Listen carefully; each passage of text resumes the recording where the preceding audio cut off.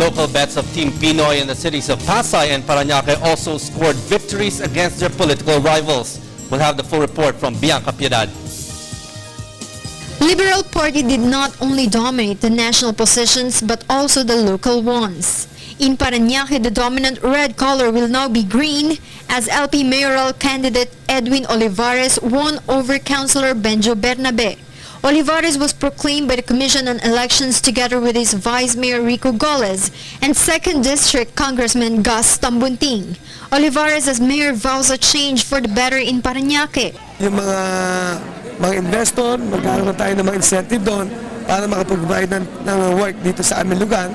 Tapos kasama po sa job generation, yung peace and order. Kailangan maging maayos ang peace and order dito, pati traffic. Tapos yung aming healthcare, establish namin yung healthcare dito na available, lalo-lalo na sa mga indigent resident namin dito. Meanwhile, in Pasay City, incumbent Mayor Antonio Calixto was given another shot as he wins over his opponents. Calixto says he will focus on education and housing in his second term.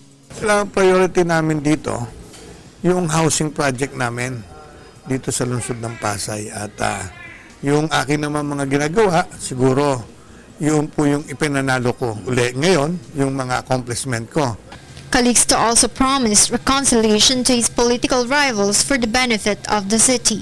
Kailangan ay manalangin at magtulong-tulong sa mga darating na mga araw upang ang ating mga hangarin na makantampo natin na ang ating lungsod ay maging maayos pa sa mga darating na mga araw. Maraming salamat. Other LP local candidates who won in the last elections include Attorney Kit Nieto of Cainta, Herbert Bautista of Quezon City, and Lenlen Oreta of Malabon. For People's Television, Bianca Piedad.